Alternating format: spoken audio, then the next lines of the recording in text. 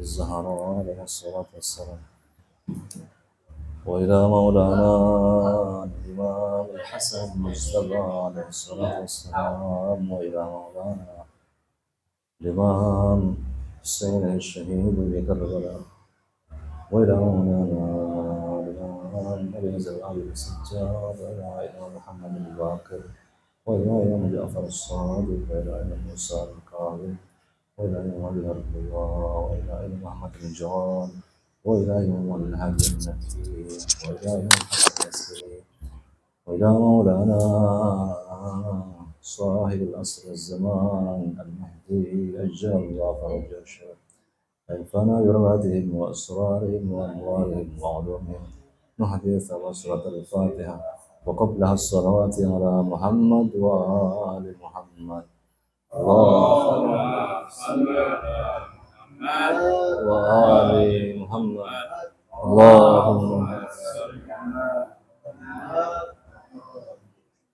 اللهم صل على محمد.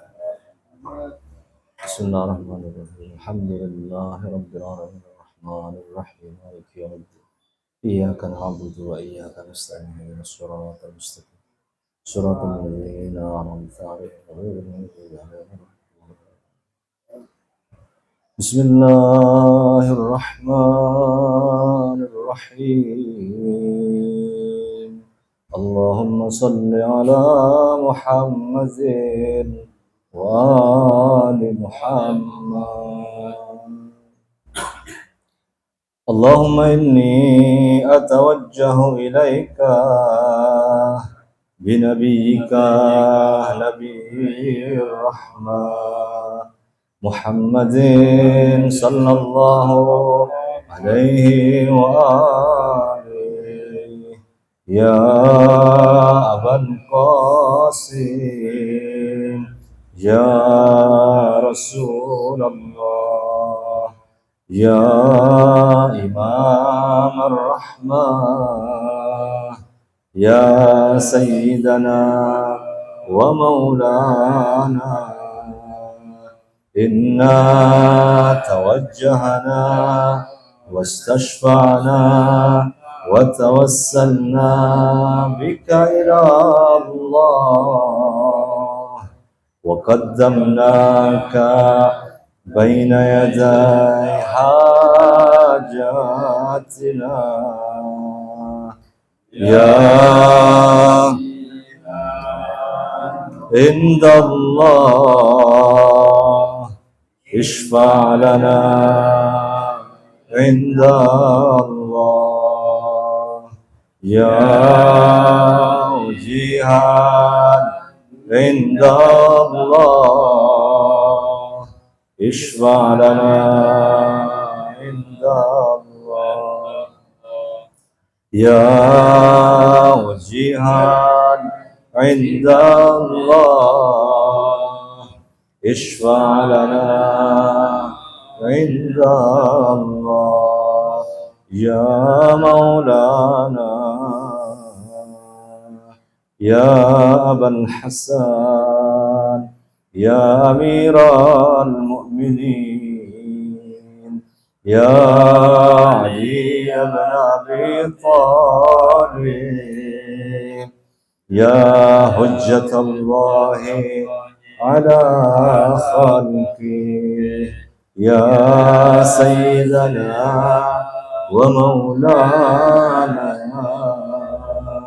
إنا توجهنا واستشفعنا وتوسلنا بك إلى الله، وقدمناك بين يدي حاجاتنا،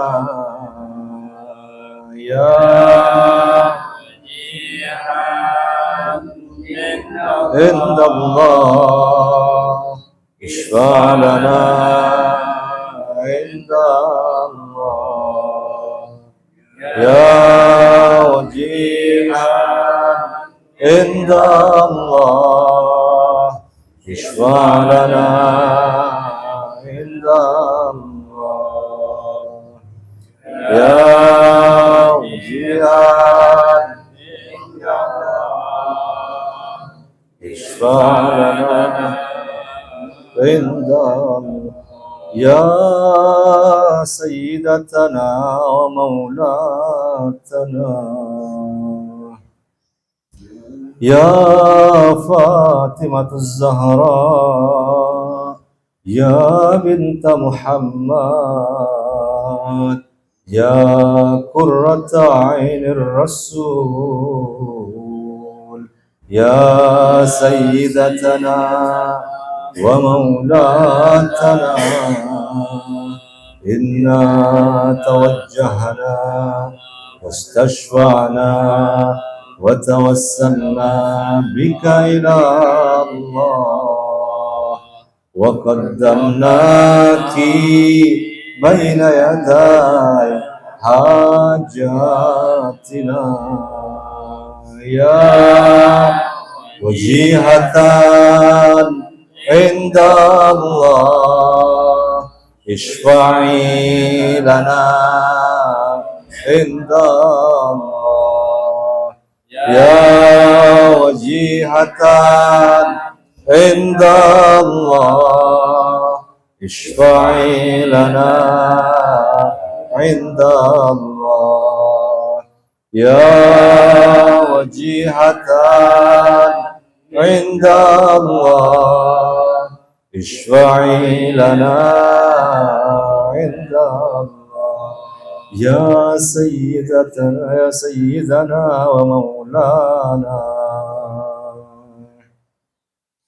يا أبا محمد يا حسن بن علي أيها المجتبى يا ابن رسول الله يا حجة الله على خلقه يا سيدنا ومولانا إنا توجهنا واستشفعنا وتوسلنا بك إلى الله وقدمناك بين يدي حاجاتنا يا عند الله اشفع لنا عند الله يا وجيها عند الله اشفع لنا عند الله يا وجيها عند الله اشفع لنا عند الله يا سيدنا ومولانا يا أبا عبد الله يا حسين بن علي أيها الشهيد بكربلاء يا ابن رسول الله يا حجة الله على خلقه يا سيدنا ومولانا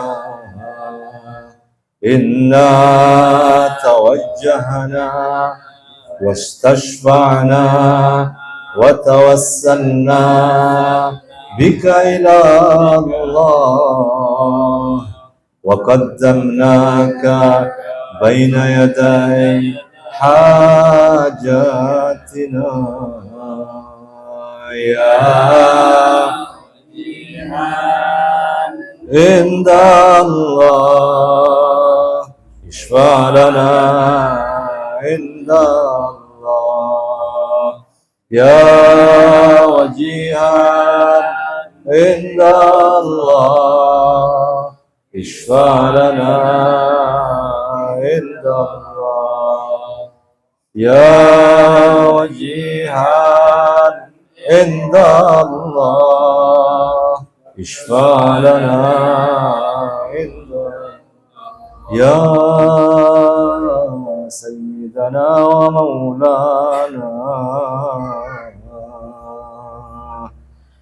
يا أبا الحسن يا علي يا ابن الحسين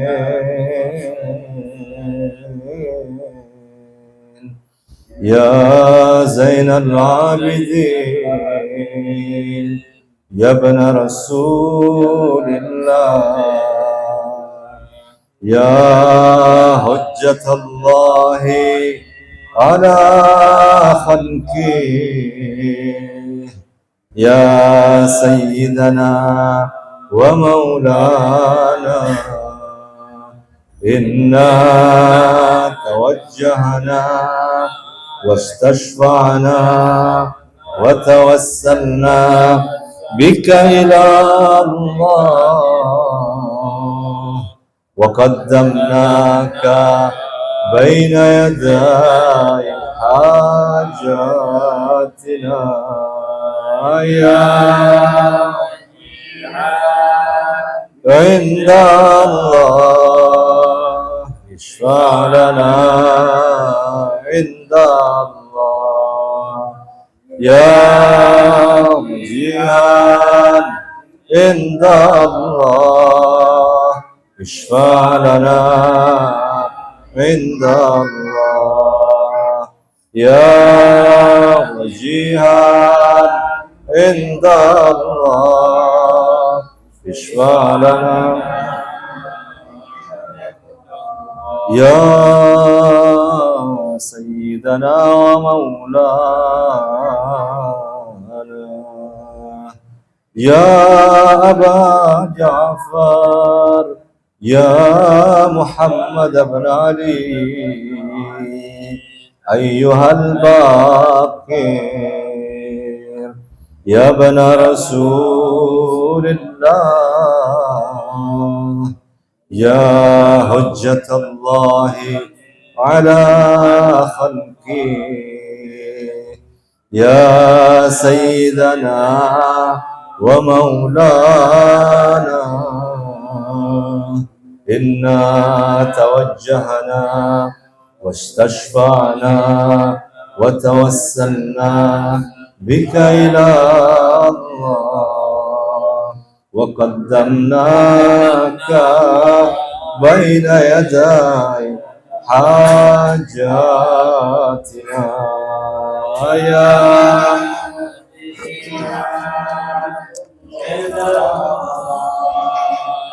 اشفع لنا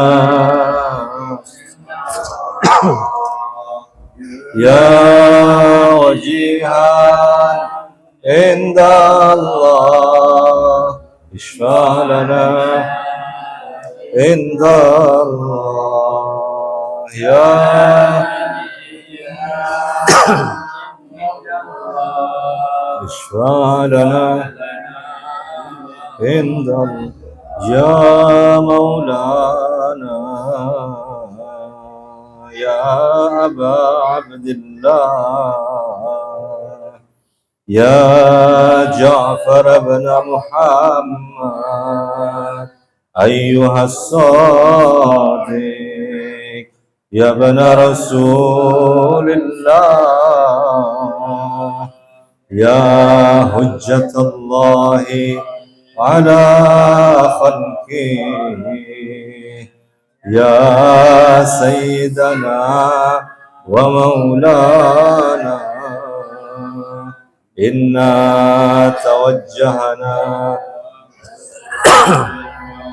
وتوسلنا بك إلى الله وقدمناك بين يدي حاجاتنا يا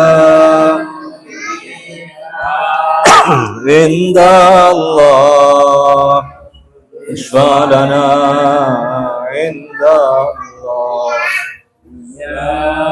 وجيها عند الله اشفع لنا عند الله يا وجيها عند الله عند الله يا سيدنا ومولانا يا أبا الحسان يا موسى بن جعفر أيها القاضي يا ابن رسول الله يا حجة الله على خلقه يا سيدنا ومولانا إنا توجهنا واستشفعنا وتوسلنا بك إلى الله وقدمناك بين يدي حاجاتنا يا وجيها عند الله لنا عند الله يا وجيها عند الله اشفع لنا عند الله يا وجيها عند الله اشفع لنا عند الله يا سيدنا ومولانا يا أبا الحسن يا علي بن موسى أيها الرضا يا ابن رسول الله يا حجة الله على خلقه يا سيدنا ومولانا إنا توجهنا واستشفعنا وتوسلنا بك إلى الله وقدمناك بين يدي حاجاتنا يا عند الله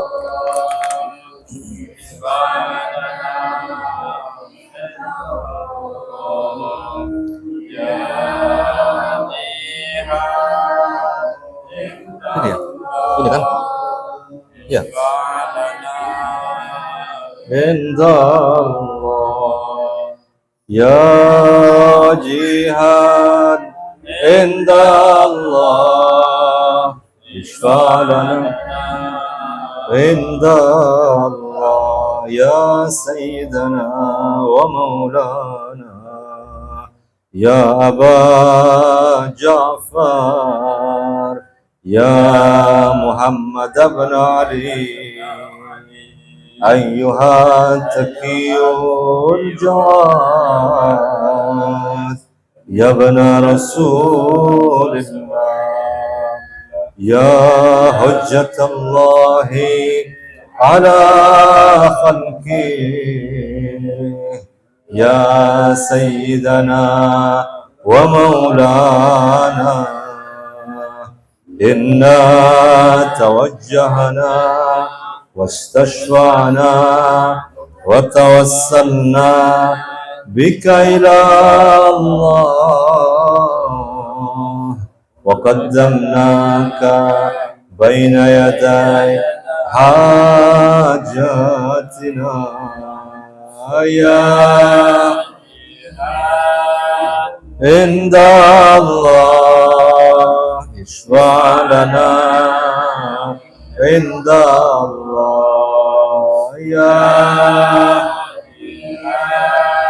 عند الله اشفع لنا عند الله يا وجيها عند الله اشفع لنا يا سيدنا ومولانا يا أبا الحسن يا علي بن محمد أيها الهادي النقي يا ابن رسول الله يا حجة الله على خلقه يا سيدنا ومولانا إنا توجهنا واستشفعنا وتوسلنا بك إلى الله وقدمناك بين يدي حاجاتنا يا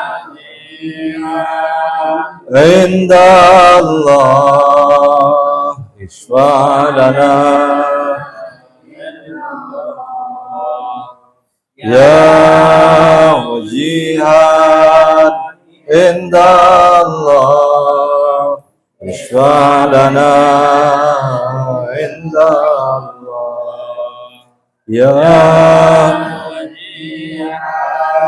عند الله اشفع لنا عند يا سيدنا ومولانا يا أبا محمد يا حسن بن علي أيها الزكي العسكري يا ابن رسول الله يا حجة الله على خلقه يا سيدنا ومولانا إنا توجهنا واستشفعنا وتوسلنا بك إلى الله وقدمناك بين يدي حاجاتنا يا عند الله اشفع لنا عند الله يا عند الله اشفع لنا عند الله يا جهان عند الله اشفع لنا عند الله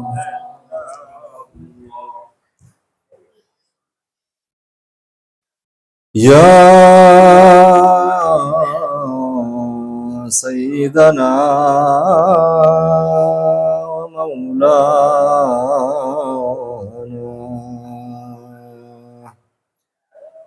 يا وسي الحسن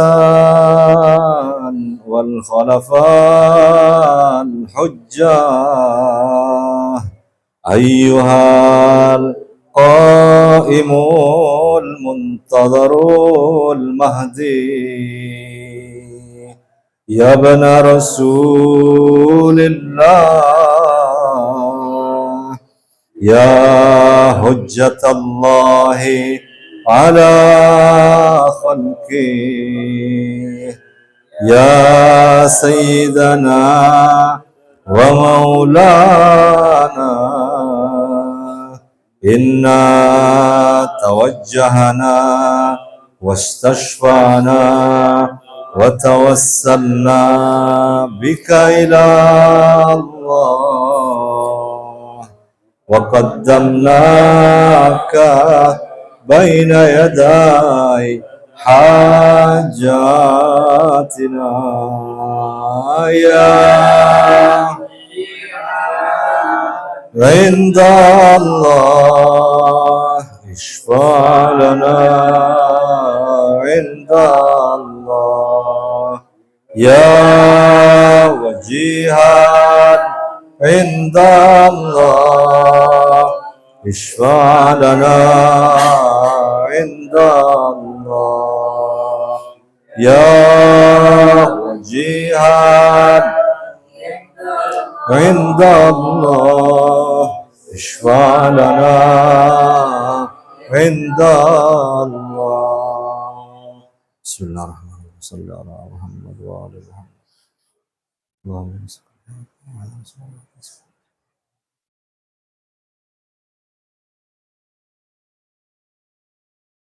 يا الله يا رحمن.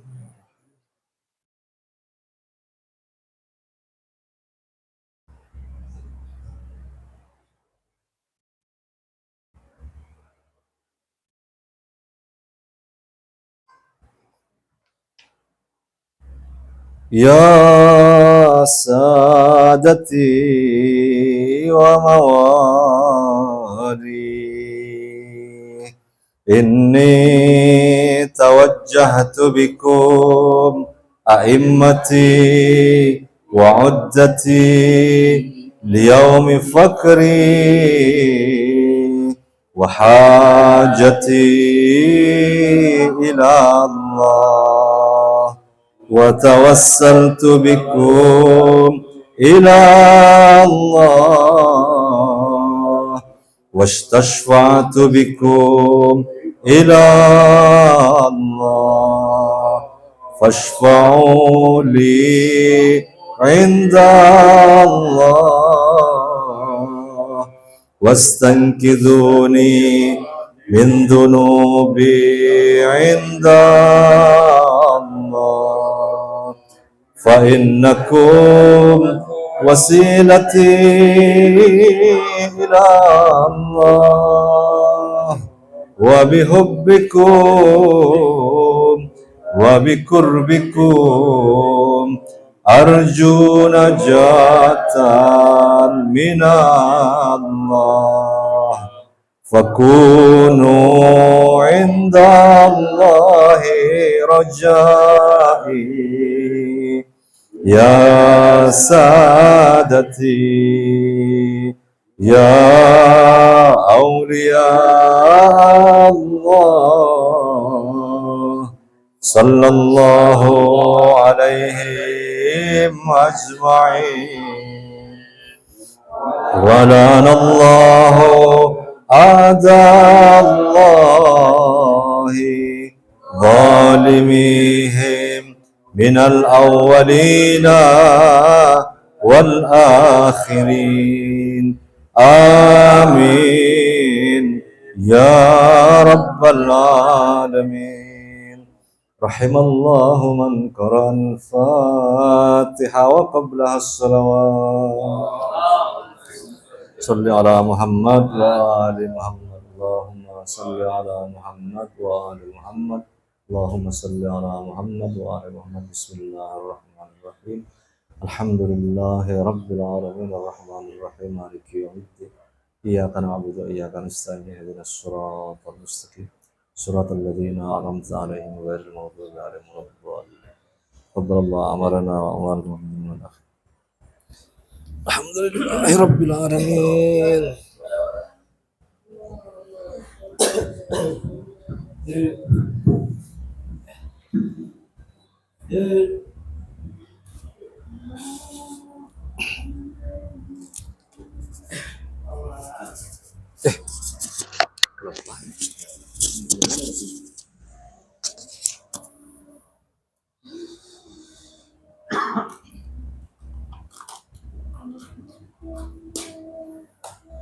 Tanggal Jawanya apa tuh? 15 ya? Dzulhijjah.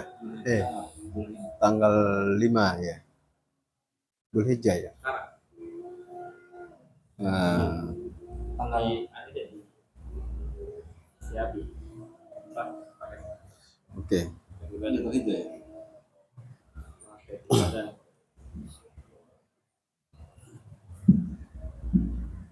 Tanggal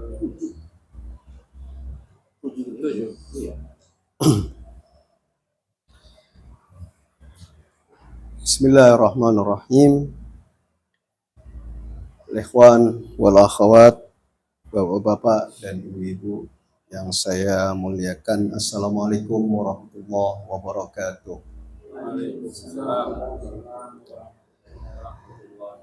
Alhamdulillahirabbil alamin, wassalatu wassalamu ala sayyidil mursalin Abil Qasimil Mustafa Muhammad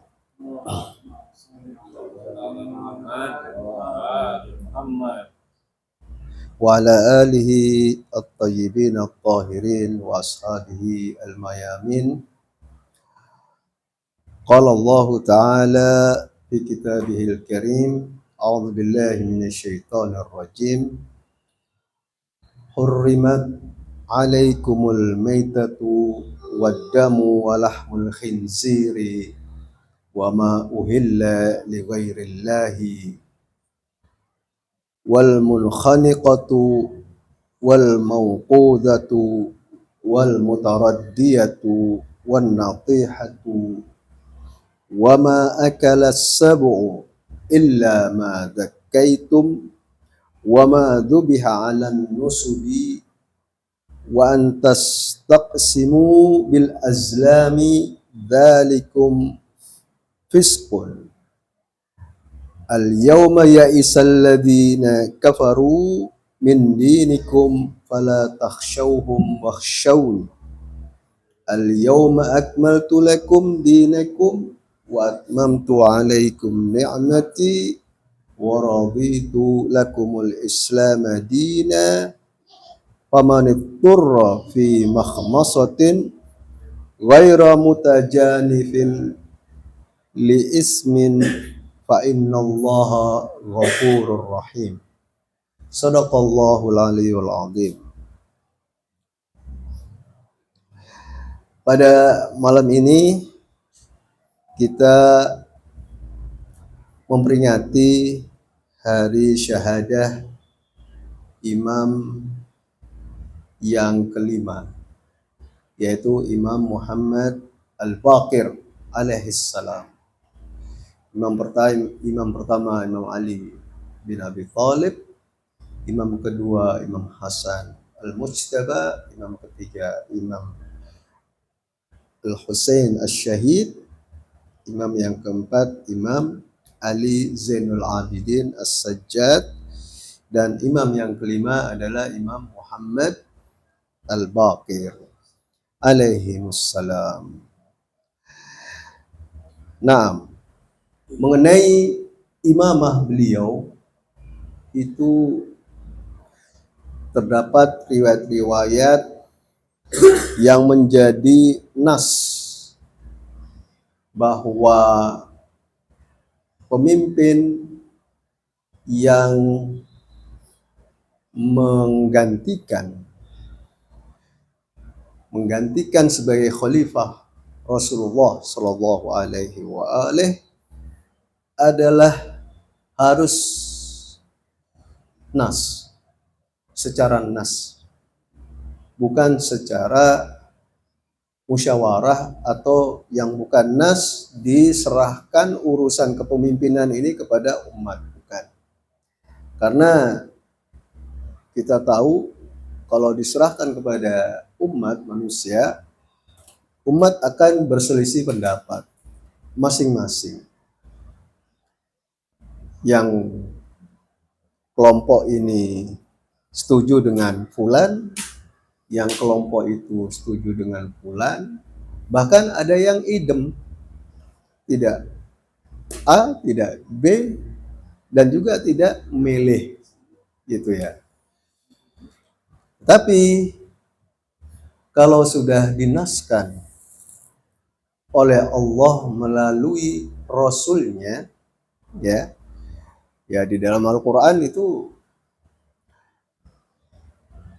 beberapa ayat atau sejumlah ayat yang menunjukkan bahwa selain Rasulullah Shallallahu Alaihi Wasallam itu ada orang-orang yang ketaatan kepada mereka itu sama dengan ketaatan kepada Rasulullah Shallallahu Alaihi Wasallam. Ati Allah wa atiur Rasul wa ulil amri minkum. Taatlah kepada Allah, taat kepada Rasul, dan taat kepada ulil amri. Ati Allah wa atiur Rasul wa ulil amri.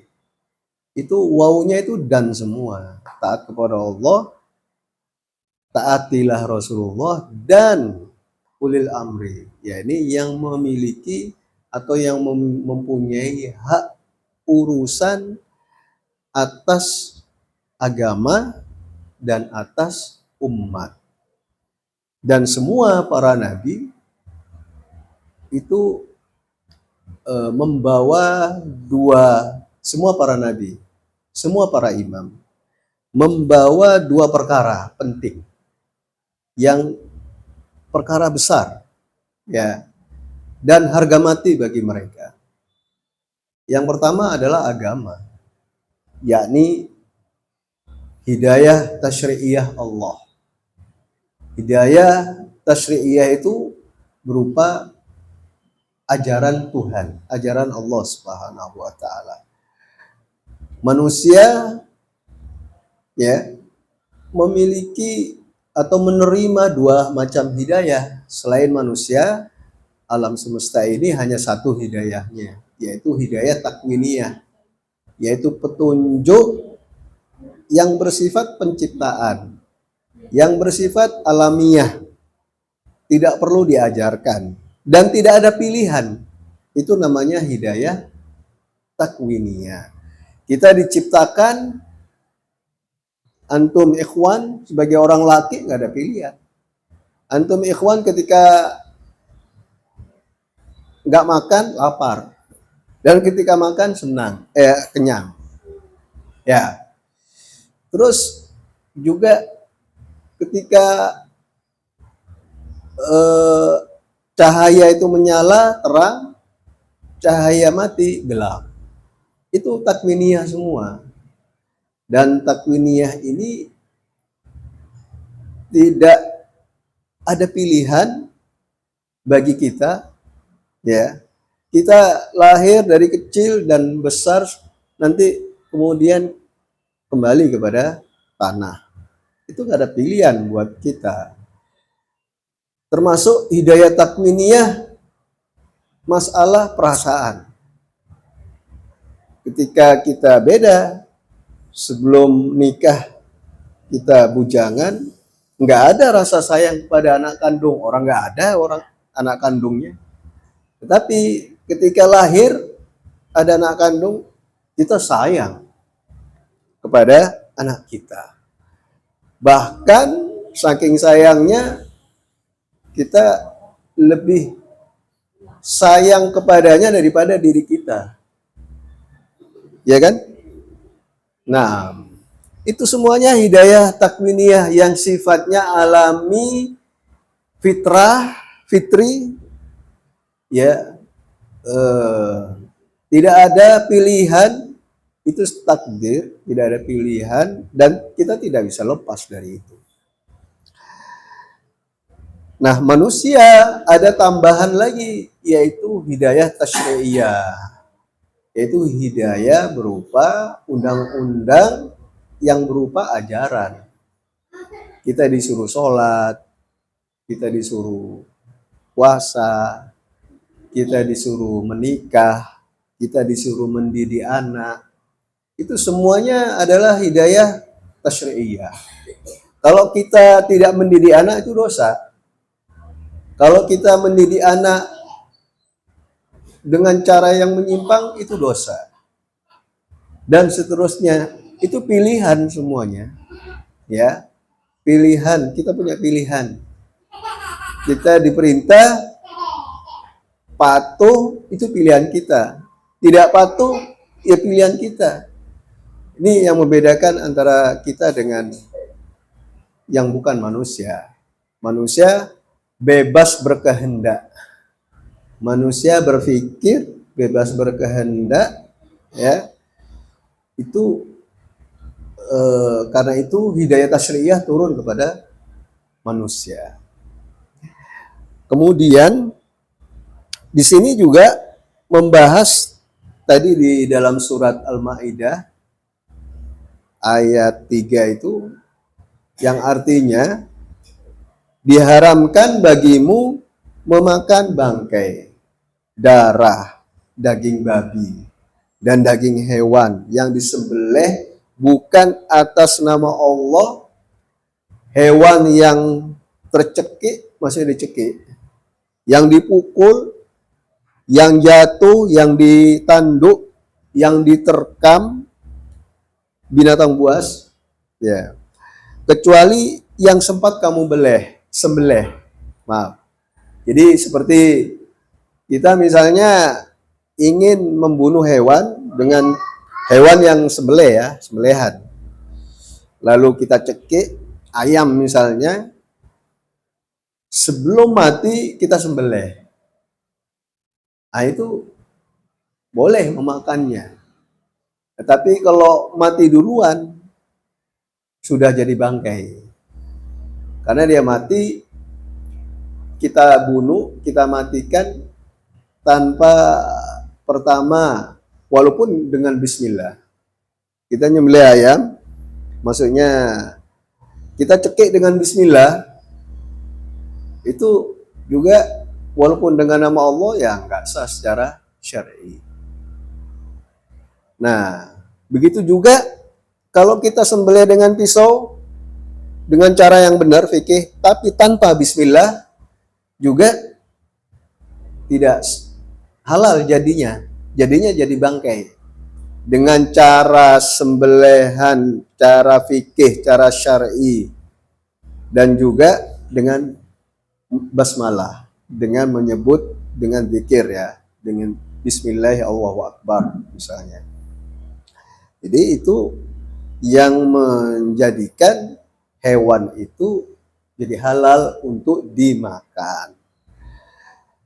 Nah, seperti berburu juga ada aturannya itu. Kadang kita ada di hutan, orang ya berburu, dia berburunya bukan dengan anak panah, bukan dengan senapan, tapi dengan seekor anjing yang sudah dilatih untuk berburu rusa atau berburu apa, kan diterkam pastinya sama anjing ini. Alat berburu cuma yang saya tahu anjing, nggak boleh pakai harimau, nggak boleh pakai ya dengan cara Bismillahirrahmanirrahim. Nah kalau sempat disembelih, kalau nggak sempat itu sudah ada Bismillahnya, ya berburu. Nah, tinggal najisnya saja kita cuci. Nah, di sini dijelaskan tentang hukum syariat tentang makanan yang halal maupun yang haram. Lalu juga di ayat ini Al-Maidah ini menyebutkan tentang perjudian, perlombaan dengan judi. Baik itu dengan panah, misalkan ada lomba memanah nih, saya menang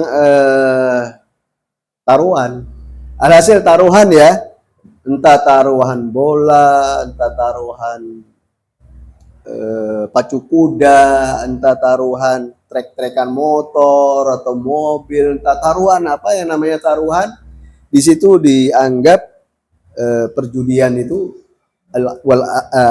di sini bahasanya al-azlam itu diharamkan di sini. Dan diharamkan pula mengundi nasib dengan azlam, dengan anak panah, ya. Karena itu sesuatu perbuatan fasik. Lalu ayat berikutnya, pada hari ini orang-orang kafir telah berputus asa untuk mengalahkan agamamu. Ini orang-orang di masa Rasulullah Shallallahu Alaihi Wasallam, musuhnya Yahudi kan, selain orang Arab Quraisy, ya, itu udah putus asa. mereka. Atau orang-orang kafir umumnya yang memerangi muslimin itu udah putus asa, apalagi setelah Fathu Makkah ya, sampai orang yang tadinya menolak Islam yang disebut dengan kaum Tulaqo. Kaum Tulaqo itu yang pernah memerangi muslimin di perang Badar, perang Uhud, dan perang lainnya. Lalu muslimin bertambah banyak, bertambah kuat, dan Rasulullah sebelum haji di masa yang disebut dengan Fathu Makkah, ya, di situ Rasulullah terlihat kekuatannya, ya. Muslimin hormat dengan Rasulullah, kepada Rasulullah. Kaum kafir tuh heran, ini muslimin umatnya Nabi ini, orang-orang Islam, begitu tunduk patuh terhadap Rasulullah. Nabi Muhammad bukan raja, ya. Kepatuhannya bukan patuh kepada raja, tapi seorang pemimpin. Seorang pemimpin. Kalau raja itu tunduknya beda dengan tunduk kepada seorang pemimpin. Umat manusia tunduk kepada raja, tunduknya lain. Karena tunduk takut salah dikit dihukum. Tapi kalau Rasulullah enggak. Rasulullah, muslimin tunduk kepada Rasulullah itu bukan karena takut dihukum. Rasulullah pemaaf. Rasulullah rahmatan lil alamin.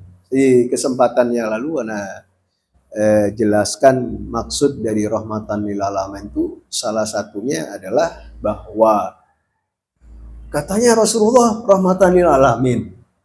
Kok perang? Kok membunuh muslimin? Diperintahkan untuk perang dengan muslimin. Atau Abu Jahal, ya, Abu Jahal itu orang yang paling kejam dan memerangi muslimin. Rasulullah memerintahkan perangi dia, habisi dia, bunuhlah dia. Lalu mana rahmatan lil alaminnya? Kasih sayang Rasulullah Shallallahu Alaihi Wasallam. Bisa kita jawab bahwasannya kasih sayang Rasulullah Shallallahu Alaihi Wasallam pertama,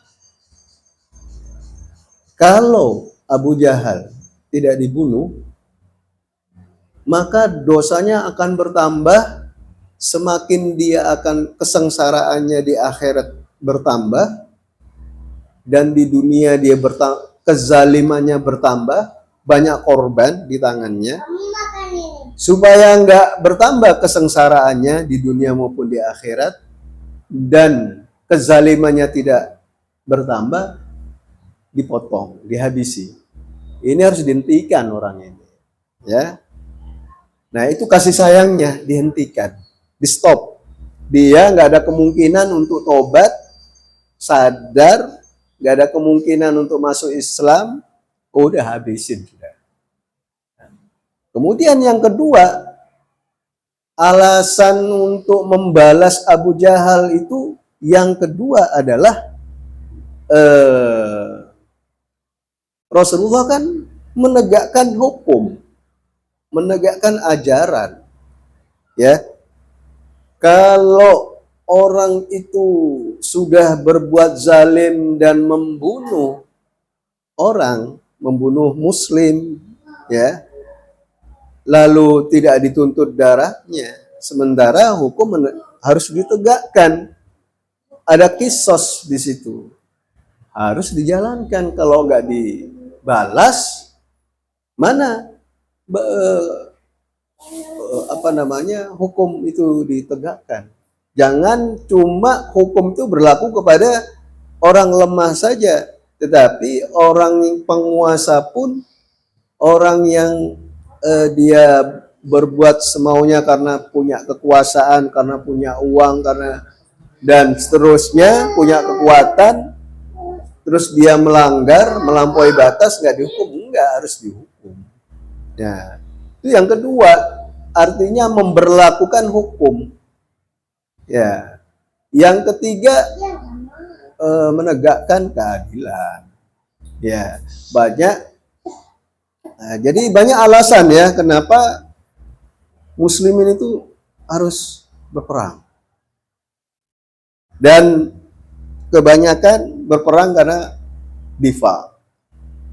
Karena membela diri, membela harga diri, ditindas, diinjak kok diam aja.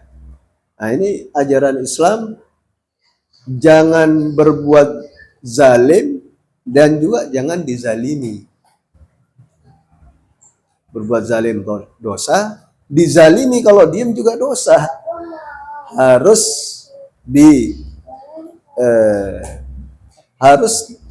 harus bangkit untuk menegakkan keadilan. Itu salah satunya, bahwa rahmatan lil alamin itu juga bermakna menegakkan keadilan. Rahmatan lil alamin itu juga bermakna tegakkan hukum. Rahmatan lil alamin itu juga sayang kepada yang lain, ya, hatta iblis.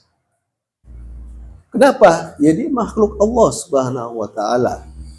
Nah, kita kenal Ar-Rahman kan ya, Maha. Paling tidak dia itu wujudnya, dia berasal dari mana kalau bukan ciptaan Tuhan? Ya kan?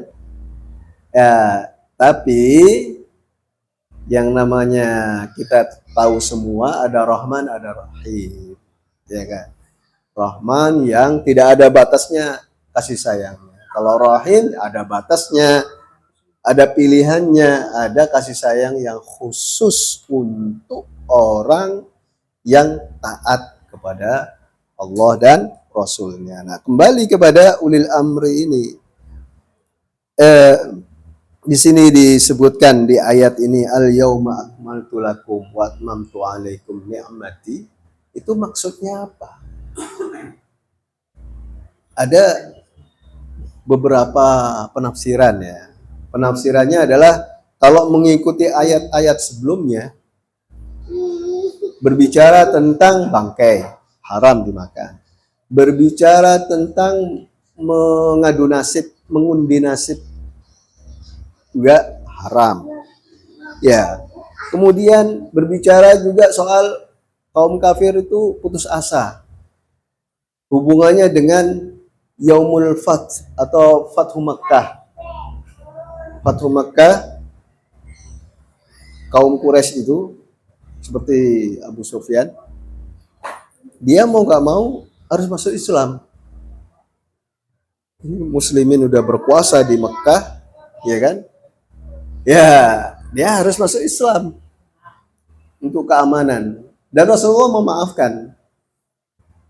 Kalian bebas menjadi, saya bebaskan, walaupun pernah berperang, walaupun pernah menumpahkan muslimin. Itu udah yang lalu, biar berlalu. Nah, sekarang kalian sudah bertobat, masuk Islam, tobat, dan sudah memulai lembaran baru. Ya, walaupun nanti ada pembahasan tentang di pasca atau peninggal Rasulullah Shallallahu Alaihi Wasallam. Nah, penafsiran yang lain yang sesuai dengan fakta sejarah, sesuai dengan realitas sejarahnya, bahwa ayat tadi ini, satu ayat ini Al-Maidah ayat 3 itu berbicara tentang hukum syariat, lalu langsung di bagian akhir, pada hari ini aku sempurnakan. Ya, apakah setelah bicara tentang hukum bangkai haram, terus kemudian mengundi nasib dengan anak panah haram, kemudian orang kafir putus asa, lalu ini agama udah disempurnakan? Nah, memang dalam satu ayat Tetapi kalau dilihat dari sebab turunnya ayat ini, ya, itu ternyata ada penafsiran lagi bahwa Rasulullah kan haji, pulang dari haji, baru turun ini ayat. Bahwa satu ayat ini bukan satu ayat utuh turun bersamaan. Tetapi ternyata satu ayat ini penggalan turun di masa kesempatan lain, dan al-yauma akmaltu lakum turun di kesempatan lain. Ya, boleh jadi satu utuh.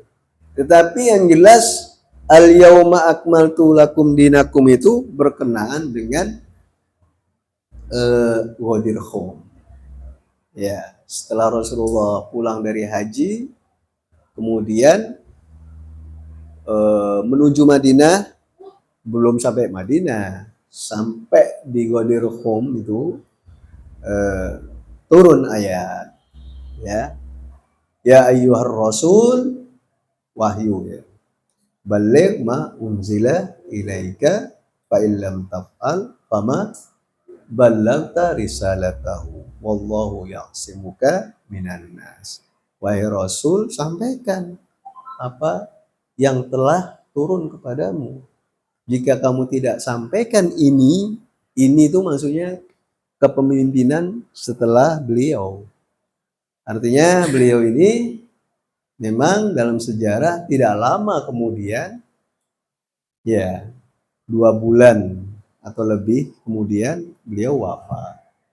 Itu pada tahun 10 atau 11 Hijriah. 11 Hijriah. Oke. Nah, apakah haji rukun kelima udah disampaikan, udah dikerjakan, lalu al-yauma akmaltu lakum dinakum. Ya. Nah, kemudian ketika agama itu sudah disempurnakan, karunia Allah sudah ada 3 di situ. Yakni masalah al-yauma, agama itu udah sempurna. Sempurna itu udah nggak ada yang kurang. Ibarat abjad itu A sudah sampai Z. Ya, nggak ada satu huruf pun yang kurang. Agama udah disempurnakan. Karunia Allah yang disebut sudah lengkap, sudah tuntas karunia Allah. Karunia Allah, Allah memberikan karunia yang dengan imamahnya atau dengan disampaikannya sesudah Rasulullah itu adalah disitulah karunia yang paling besar bagi umat manusia. Dan yang ketiga adalah hanya Islam, agama yang diterima oleh Allah Subhanahu wa ta'ala. Wa raditu lakumul islama dina. Ya. Nah, ini saya menyampaikan, kenapa saya menyampaikan ini? Ini hubungannya adalah yang disampaikan di dalam riwayat dari Rasulullah Shallallahu Alaihi Wasallam yang menyampaikan kepada sahabatnya Jabir bin Abdullah Al-Ansari. Ya, di sini pertama, di zaman Rasulullah, Jabir bin Abdullah Al-Ansari bertanya tentang kepemimpinan sesudah Rasulullah Shallallahu Alaihi Wasallam. Lalu, ya Rasulullah, wa manil a'immah min wuldi Ali ibni Abi Thalib alaihissalam. Siapa para imam dari anak keturunan Imam Ali bin Abi Thalib? Lalu Rasulullah menjawab, Al-Hasan wal Husain sayyida syababi ahlil jannah Summa Sayyidul Abidin fi zamanihi Ali bin Husain. Rasulullah sebutkan nama-namanya, Al Hasan wal Husain, dua pemuda penghuni surga, para pemuda penghuni surga. Yang ketiga adalah Imam Ali Zainal Abidin. Summal Baqir. Summa al-Baqir Muhammad ibni Ali satudrikuhu ya Jabir, kamu akan apa ya, menjumpainya. Ini Jabir bin Abdillah Al-Ansari ini seorang sahabat yang memang dikaruniai usia tua, menjumpai cucu, cicit. Di bawah cicit itu apa? Hah? Iya. Anaknya cicit. Ya, Imam Husain kan cucunya Nabi. Lalu putranya Imam Husain cicitnya Rasulullah. Nah, anaknya yaitu Muhammad ya bin Ali Al-Baqir. Berarti itu. Faida adraktahu faqra'uhu ya minnis salam. Kalau nanti kamu akan menjumpainya, maka sampaikan salam kepadanya. Dan benar ya, ketika itu sahabat ini yang bernama Jabir bin Abdillah Al-Ansari itu benar-benar menjumpai Imam Muhammad Al-Baqir. Jadi di situ dijelaskan, nanti cucuku ini yang bernama Muhammad ini katanya namanya itu sama dengan namaku, yaitu Muhammad. Posturnya mirip dengan posturku. Berarti postur tubuhnya ya mirip dengan Rasulullah. Dan ia akan membuka pintu-pintu ilmu di hadapan umat. Nah, kemudian terus zaman berlalu. Nah, pada suatu hari Jabir bin Abdillah Al-Ansari berjalan di lorong Madinah melihat putranya Imam Ali Zainal Abidin, ya Imam Baqir. Dia perhatikan ciri-ciri yang diceritakan oleh Rasulullah. Dia perhatikan dengan seksama tanda-tandanya yang diceritakan oleh Rasulullah. Lalu Jabir bin Abdillah Al-Ansari ini nanya, Anda siapa? Gitu ya. Atau nama Anda siapa? Imam Baqir menjawab, namaku Muhammad bin Ali bin Husain. Mendengar pengakuan itu, Jabir bin Abdillah Al-Ansari langsung mencium keningnya. Ini sampai sekarang ini kalau orang Arab tradisinya atau bahkan Timur Tengah ya, mencium keningnya itu tanda yang mencium itu cinta kepada yang dicium. Misalnya saya mencium keningnya Syuhada, berarti anak cinta sama dia. Tapi Anda belum pernah ya, saudara. Ya. Nah, kemudian setelah dicium keningnya, Jabir bin Abdillah Al-Ansari menyampaikan, Datu Anda Rasulullah Shallallahu Alaihi Wasallam menyampaikan salam melalui saya kepada Anda. Allahumma salli ala Muhammad wa ali Muhammad. Allahumma salli ala Muhammad wa ali Muhammad. Allahumma salli wa ali Muhammad. Kita nggak lama insya Allah. 5 menit lagi. Kenapa Al-Baqir? Apa yang dimaksud dengan Al-Baqir? Al-Baqir itu dari kata Baqara. Baqarah itu bukan sapi ya. Baqarah itu membelah. Baqarul bahar membelah laut. Ya. Di sini Al-Baqir itu orangnya.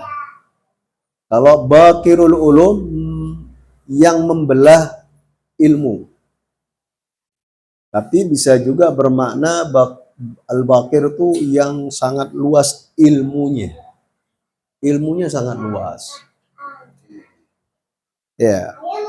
Di zamannya nggak ada yang Ani Bakuri itu dari kata bakir juga. Ya. Nah, itu dia pernah ketemu dengan seorang pastor.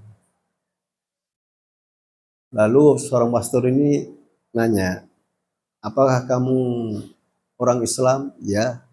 Nanya ke Imam Bagir, apakah kamu orang alim, ulama maksudnya? Imam Bakir menjawab, saya bukan ulama. Saya bukan ulama, katanya. Iya, saya bukan, afwan. Saya bukan orang awam. Imam Bakir menjawab begitu. Saya bukan orang awam. Lalu si uskup ini ngajak debat, ngajak dialog tentang surga. Itu di surga, para penghuni surga itu katanya nggak buang air. Pernah dengar cerita nggak kalau penghuni surga itu buang air? Ada? Di surga nggak ada WC, Pak. Hah? Toilet nggak ada. Nggak, apalagi toilet bayar nggak ada. Iya. Nah, terus coba kasih contoh di dunia ini ada nggak perumpamaannya bahwa nanti di surga itu nggak ada toilet, nggak ada orang buang air maksudnya. Ya kerjanya makan, tapi nggak ada istilah buang air. Kalau buang air bau berarti ya. Tapi mungkin beda. Kata Imam Bakir alaihissalam, Imam ditanya apapun jawab. Ada contohnya di dunia ini. Manusia yang ada di dalam kandungan ibu. Dalam rahim. Ya. Janin itu buang air nggak? Enggak ya kan?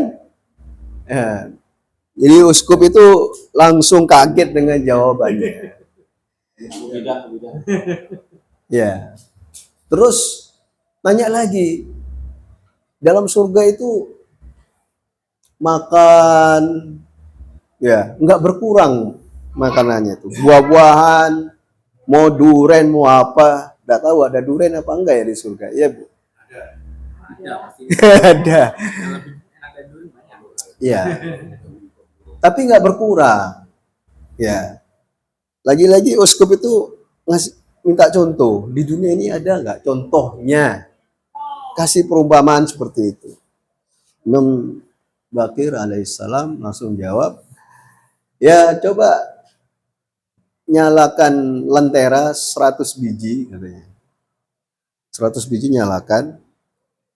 Nah, tiap-tiap lentera itu cahayanya nggak bertambah. Cahayanya nggak bertambah, nggak berkurang. Ya kan? Iya nggak? Ya. Ada 100 biji nyalain semua. Cahayanya bertambah nggak setiap lentera itu? Atau berkurang? Berkurang. Paling nggak kan katanya pertanyaannya berkurang. Nggak berkurang. Tetap nyalanya seperti itu. Nyalanya. Ini riwayat menceritakan tentang keilmuan Imam Muhammad Al-Baqir. Lalu beliau ini sezaman dengan Hisham bin Malik, Khalifah Hisham bin Malik itu turunannya Marwan. Jadi Muawiyah, semua Bani Umayyah ini. Muawiyah yang membangun dinasti ini, Yazid, setelah Yazid anaknya Yazid tidak mau jadi khalifah. Namanya Muawiyah juga. Dia taubat, dah tidak mau. Ana tidak mau mengulangi sejarah Muawiyah kakekku yang sudah banyak dosanya. Dia ngaku itu.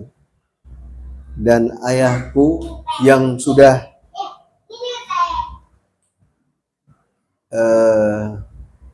dia nggak mau lah, udah. Lanatullah alaih. Dia bertobat. Dia berhenti. Dia nggak mau jadi khalifah. Akhirnya ya orang-orang sampingnya yaitu Marwan bin Hakam. Nah turunannya itu ada saudaranya Marwan apa anaknya namanya Malik. Malik punya anak Hisham di zamannya Imam Muhammad Al-Baqir alaihissalam. Dia di Syam. Dia merasa terganggu dengan keberadaan Imam Baqir alaihissalam walaupun ada di Madinah. Iya, jauh. Ini Suriah dengan Madinah jauh. Tetapi kekuasaannya ini kan luas. Termasuk Yazid itu dia nggak mau ada pengkhianatan di daerah kekuasaannya. Pasca Asyura itu ada peristiwa yang dikenal dengan Harrah, peristiwa Harrah. Harrah itu artinya penduduk Madinah itu diprovokasi sama pihak lain, ada sejarahnya itu. Jadi dihembuskan dari Zubair dari Makkah, mempengaruhi penduduk Madinah, lalu penduduk Madinah ini mencoba mau bangkit gitu melawan. Akhirnya Yazid mengumpulkan pasukannya, dibiayai besar-besaran. Kalian berangkat ke Madinah, ini peristiwa Harrah itu nantilah yang terjadi banyak pembunuhan sahabat-sahabat yang ada di situ.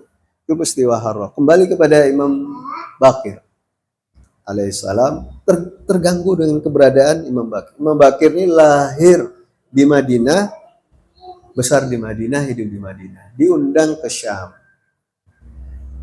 Syam.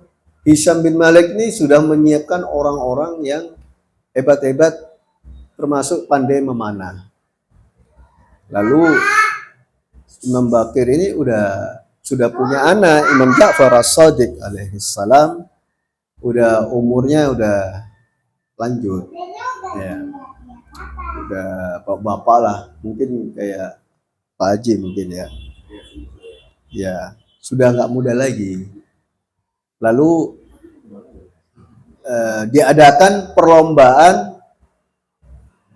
Ketika Imam Baqir datang, itu sudah direncanakan ada perlombaan memanah. Udah jago-jagonya itu memanah. Lalu Hisham ini menunjuk Imam Baqir dengan maksud mempermalukan beliau. Beliau ini bisa manah enggak? Gitu ya. Akhirnya dikasih 3 anak panah. Kemudian dilepaskan anak panah itu dan pas mengenai sasaran target di tengah apa istilahnya itu di anak panah? Titik anak panah. Lalu anak panah kedua dilepaskan, menancap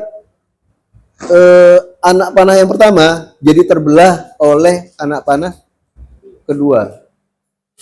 Pas titik. Ketiga juga gitu, membelah anak panah kedua. Ya, nggak bisa dipermalukan. Terus juga memuji ya, mau nggak mau, selamat Anda. Seperti itu. Artinya bahwa Imam Baqir alaihissalam bilang, Hisham bin Malik nanya juga, apakah anak antum nih Ja'far juga pandai memanah katanya. Nah jawabannya dengan ayat tadi, bahwa kami adalah karena kami agama itu disempurnakan, karunia itu udah dituntaskan, ikmaluddin wa itmamu an-ni'mah. Nah di situ artinya bahwa nggak ada yang nggak bisa bagi seorang imam. Ya. Itulah dalam rangka itu mudah-mudahan kita sedikit mengenal imam kita yang bernama Imam Muhammad Al-Baqir alaihissalam. Mudah-mudahan bermanfaat buat diri saya dan buat antum, ikhwan dan akhwat. Wabillahi taufiq wal hidayah. Sallallahu alaihi Muhammad wa alihi Muhammad.